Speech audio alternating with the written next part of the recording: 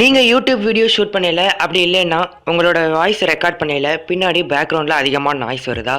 நீங்க என்னதான் high குவாலிட்டில video போட்டாலும், உங்களோட ஆடியோ குவாலிட்டி ரொம்பவே கம்மியா இருந்துச்சு அப்படின்னா, உங்களுக்கு ஆடியன்ஸ் கிடைக்க மாட்டாங்க. ஸோ இந்த நாய்ஸ் ரிடக்ஷன் டுட்டோரியல்ல, உங்களோட பேக்கிரவுண்ட் நாய்ஸை எப்படி கம்ப்ளீட்ல ரிமூவ் பண்ணலாம் அப்படிங்கிறத இந்த வீடியோல உங்களுக்கு ஸ்டெப் பை ஸ்டெப்பா காமிக்க போறேன். ஸோ இந்த வீடியோ ஸ்கிப் பண்ணாம பாருங்க. அப்பனா தான் உங்களுக்கு புரியும். வாங்க வீடியோக்குள்ள போயிடலாம். ஸோ கைஸ், நம்ம இதுக்கு யூஸ் பண்ண போகிற டூல் பேர் என்ன அப்படின்னு பார்த்தீங்கன்னா அடாசிட்டி தான். ஸோ இது வந்து பார்த்தீங்கன்னா சாஃப்ட்வேர் தான் வந்து, அதாவது பிசியில் யூஸ் பண்ணக்கூடிய software.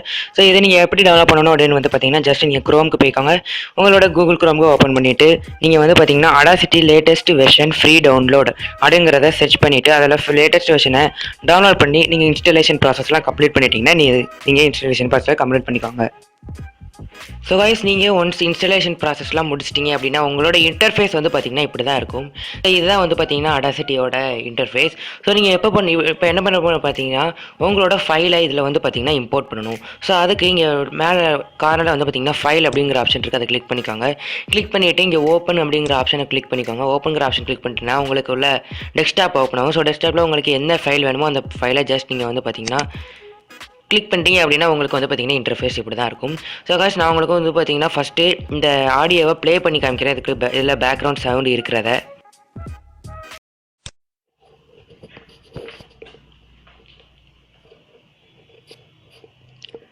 Think positive, everything is possible.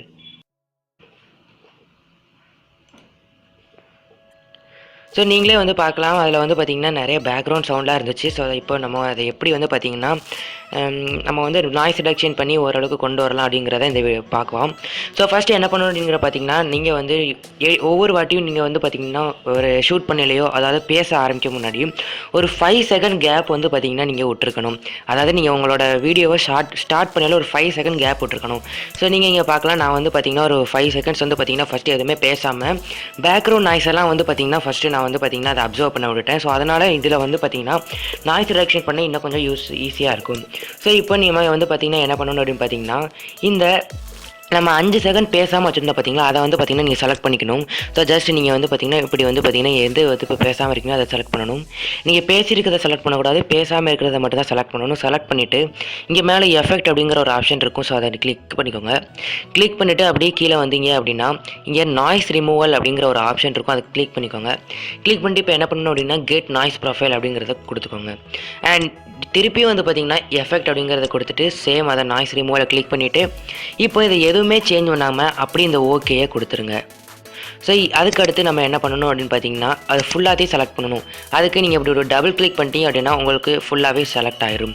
So இப்போ திருப்பி எஃபெக்ட் அப்படிங்கிறத கிளிக் பண்ணிவிட்டு ரிப்பீட் நாய்ஸ் ரிமூவல் அப்படிங்கிறது பார்த்தீங்களா, அதை கிளிக் பண்ணிக்கோங்க. இப்போ கிளிக் பண்ணிட்டீங்க அப்படின்னா இந்த பார்த்தீங்கன்னா ஓரளவுக்கு இங்கே வந்து பார்த்திங்கன்னா நாய்ஸ் வந்து பார்த்திங்கன்னா ரிமூவ் ஆயிடுச்சு. இதுக்கு அடுத்து என்ன பண்ணணும் அப்படிங்கிறத பார்த்தீங்கன்னா, நம்மளோட வாய்ஸ் வந்து பார்த்திங்கன்னா சில இடத்துல ஹை பிச்சாகவும் சில இடத்துல லோ பிச்சாகவும் இருக்கும். ஸோ அதை வந்து பார்த்திங்கன்னா ஈக்குவலைஸ் பண்ணுறதுக்கு என்ன பண்ணணும் அப்படின்னு பார்த்தீங்கன்னா, இங்கே எஃபெக்ட் அப்படிங்கிறத கொடுத்துக்கோங்க. எஃபெக்ட் அப்படிங்கிறத கொடுத்துட்டு ஈக்குவலைசேஷன் அப்படிங்கிறத கொடுத்துட்டு இது எதுவுமே சேஞ்ச் பண்ணாமல் அப்படியே ஓகே அப்படிங்கிறத கொடுத்துக்கோங்க. அண்ட் திருப்பியும் எஃபெக்டை கிளிக் பண்ணிக்கோங்க. கிளிக் பண்ணிக்கிட்டு அங்கே கீழே வந்து பார்த்திங்கன்னா நார்மலைஸ் அப்படிங்கிற ஒரு ஆப்ஷன் இருக்குது, அதை கிளிக் பண்ணிட்டு திருப்பியும் எதுவுமே சேஞ்ச் பண்ணாமல் ஓகே அப்படின்றத கொடுத்துக்கோங்க. இப்போ நான் உங்களுக்கு வந்து பார்த்திங்கன்னா ப்ளே பண்ணி காமிக்கிறேன்.